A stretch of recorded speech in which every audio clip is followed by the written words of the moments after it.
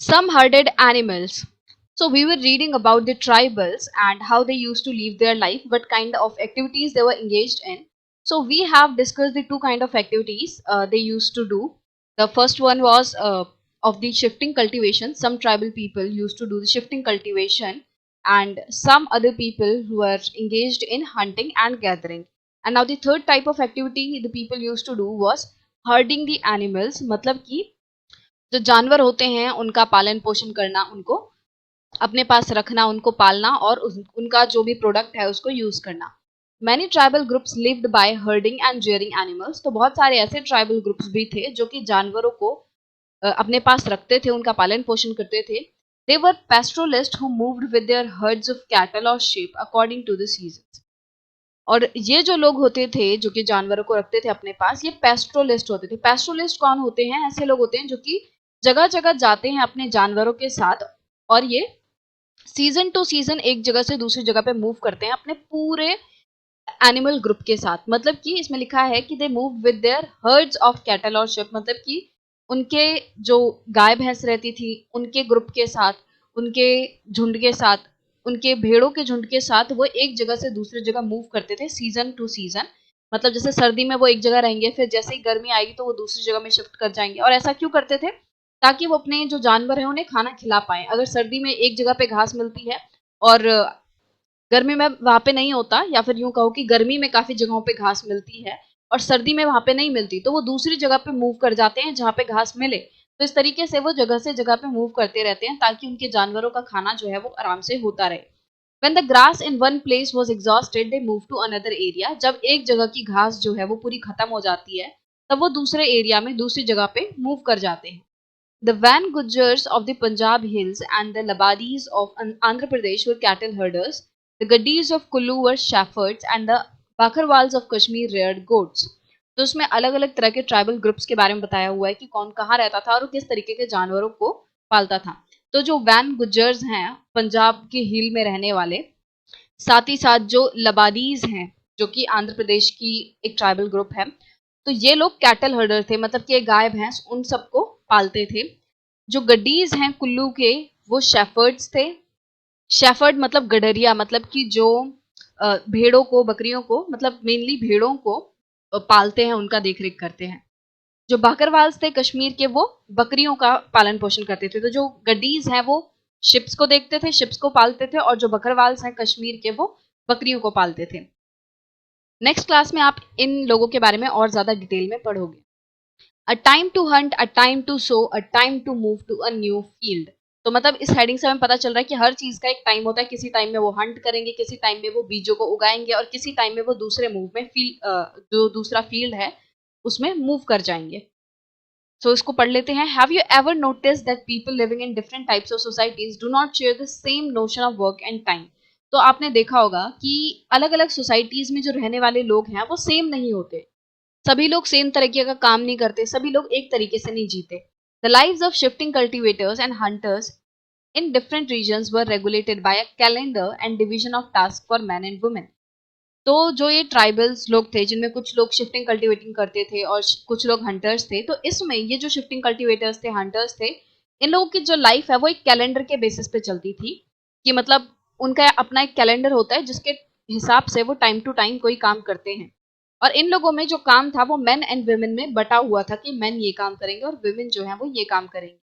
Verrier Alvin, a British anthropologist who lived among the Baigas and Khons of central India for many years in 1930s and 1940s, gives us a picture of what this calendar and division of tasks was like. तो जो Verrier Elwin था, इन्होंने 1930 से लेकर 1940s के बीच में, मतलब काफी टाइम इन्होंने बिताया बैगास एंड खोन्स के साथ, जो कि ट्राइबल ग्रुप्स हैं, और उनकी लाइफ के बारे में जाना। तो उन्होंने बहुत ही डिटेल में बता रखा है कि वो किस तरीके से कैलेंडर को यूज करते थे और उनका जो काम है वो किस तरीके से डिवाइड होता था। अब चैत के टाइम में क्या होता था, जैसे आपने चैत का महीना सुना होगा, तो इस टाइम में क्या होता था कि जो औरतें हैं वो जो उनकी फसल पक जाती थी उसको काटने जाते थे। Man cut large trees and go for their ritual Hunt. और जो आदमी हैं वो क्या करते थे, वो बड़े बड़े ट्रीज को काटने जाते थे और अपने शिकार के लिए जाते थे। The hunt began at full moon from the east. तो ये जो हंट है वो कब शुरू होता था? जिस दिन पूरे चांद वाली रात रहती थी उस टाइम से वो शुरू होता था और वो भी ईस्ट डायरेक्शन से शुरू होता था। Traps of bamboos were used for hunting, तो शिकार करने के लिए बैम्बू के ट्रैप लकड़ियां हैं उनको यूज कर करके जाल बुने जाते थे ताकि जानवर जो है शिकार जो है उसे फंसाया जा सके।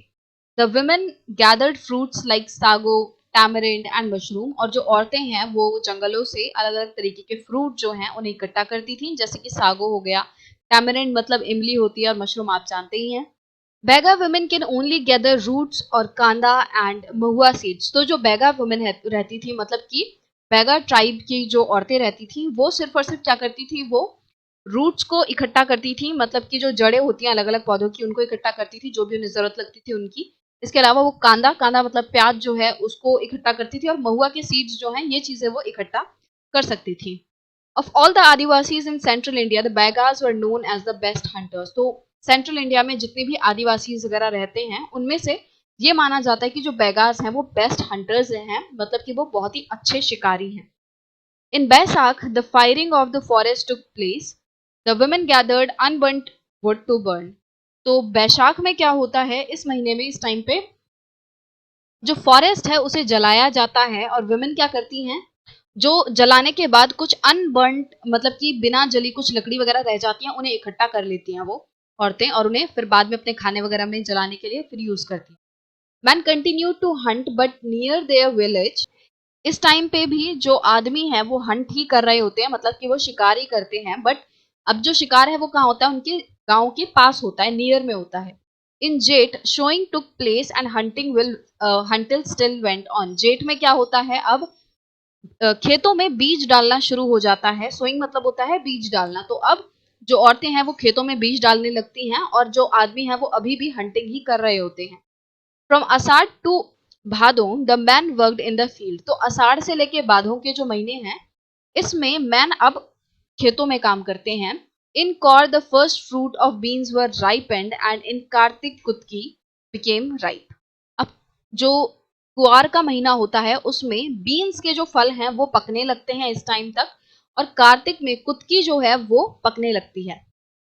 इन अघान every crop was ready and in push winnowing took place, तो आघान में क्या होता है, इस टाइम तक सारी जो भी क्रॉप्स होती हैं जितनी भी फसल होती है वो पककर तैयार हो जाती हैं, और पुश में क्या होता है, इसमें विनोइंग तैयार करने लगते हैं। विनोइंग क्या होता है कि जब जैसे आपने देखा होगा ना कि गांव में क्या होता है कि बहुत ही ऊंचे से जो नाज है, जो भी ग्रेन्स हैं उन्हें नीचे डाला जाता है, और क्या होता है, हवा चल रही होती है और हवा जो भी अनवांटेड पार्टिकल्स होते हैं, छोटे छोटे जो गंद होती है उन्हें उड़ा के ले जाती है। तो एक तरीके से क्लीनिंग प्रोसीजर होता है। विनोइंग में क्या होता है कि जो ग्रेन्स में जो भी गंद वगैरह है उसको निकाला जाता है हवा की मदद से। Push was also the time for dances and marriages, तो जो पुश वाला महीना है उसमें लोग जो है नाचते हैं गाते हैं, और इस टाइम पे यहाँ पे शादियां भी होती हैं। In Magh, shifts were made to new बेवार्स and hunting gathering was the main subsistence activity. अब माघ में क्या होता है, नए बेवार में शिफ्ट किया जाता है, मतलब कि अब जो शिफ्टिंग कल्टीवेशन ये लोग करते हैं ना, तो अब क्या करते हैं, ये लोग नए खेत में शिफ्ट कर जाते हैं। जिस खेत में पहले ये लोग खेती कर रहे थे उसे छोड़ के दूसरे खेत में जाके पेड़ों को काटते हैं फिर जलाते हैं, मतलब कि दूसरा जो प्लॉट है, दूसरा जो बेवार है उसमें वो शिफ्ट कर जाते हैं। और हंटिंग गैदरिंग जो है वो इनकी मेन सबसिस्टेंस एक्टिविटी है, मतलब कि मेन इनके जो जीवन डिपेंड करता है, जो खाना पीना डिपेंड करता है, वो हंटिंग गैदरिंग पे करता है कि जो मैन शिकार कर रहे हैं, जो जंगलों से इकट्ठा हो रहा है, तो उन चीजों पे ज्यादा इनकी लाइफ डिपेंड करती है। तो ये जो साइकिल हमने ऊपर डिस्कस की ये फर्स्ट ईयर में ऐसी होती थी। अब सेकंड ईयर में जो है यहाँ पे ज्यादा टाइम इन लोगों को मिलता था हंटिंग के लिए, क्योंकि सेकंड ईयर में अब इतनी ज्यादा क्रॉप ये लोग नहीं उगाते थे, कुछ ही क्रॉप उगाते थे। But since there was enough food the man lived in the bewars, अब क्योंकि काफी ज्यादा फूड रहता था तो जो मैन है वो ज्यादा हंटिंग वगैरह पे जाते भी नहीं थे, वो बेवार्स में मतलब खेतों में ही रहते थे। It was only in the third year that diet had to be supplemented with the forest products, तीसरे साल में इन लोगों को क्या करना पड़ता था, फॉरेस्ट प्रोडक्ट्स इकट्ठे करने पड़ते थे ताकि ये जो खाने की कमी जो होने लगती है इस टाइम तक उसको पूरा कर सके। मतलब कि ये लोग क्या रहता था कि अगर एक साल में इन लोगों ने अपना खाना पीना इकट्ठा किया है तो अगले 1-2 साल तक वो इनको थोड़ी मदद करता था। सेम जो पैटर्न है वो हर साल देखने नहीं मिलता था। एक साल में ये लोगों ने पूरी मेहनत की, पूरा शिकार विकार किया, खेती वेती की अच्छे से, दूसरे साल में इन्हें थोड़ा टाइम मिल जाता था कि ज्यादा शिकार वगैरह करने का इन्हें टाइम मिल जाता था। और थर्ड ईयर तक इनका जो फूड का स्टोरेज है वो कम होने लगता था, तो इस वजह से क्या है, इनको फॉरेस्ट के जो प्रोडक्ट हैं वो इकट्ठे करने पड़ते थे ताकि अपने खाने को बनाए रखें, इनके खाने में कोई कमी ना आए। तो इस सेक्शन में हमें बेसिकली आइडिया मिला कि किस तरीके से जो ट्राइबल्स रहते हैं उनका लगभग पूरा साल कैसे निकलता है, किस तरीके की एक्टिविटीज वो करते हैं। और ऐसा नहीं है कि ये जो लोग हैं वो सिर्फ एक ही तरह की एक्टिविटीज करते हैं एक टाइम पे। देखा ना हमने किस तरीके से जो वुमेन है वो ज्यादातर फील्ड्स में इन्वॉल्व रहती है, वहां पे करती है काम, और जो मेन है वो हंटिंग में ज्यादा बिजी रहते हैं। तो ऐसा नहीं होता कि पूरा परिवार या तो खेती कर रहा है या तो हंटिंग ही कर रहा है, ऐसा नहीं होता, मिक्स जो एक्टिविटीज है वो होती हैं, तभी जाके ये लोग अपना जो लाइफ है उसको चैन से जी पाते हैं।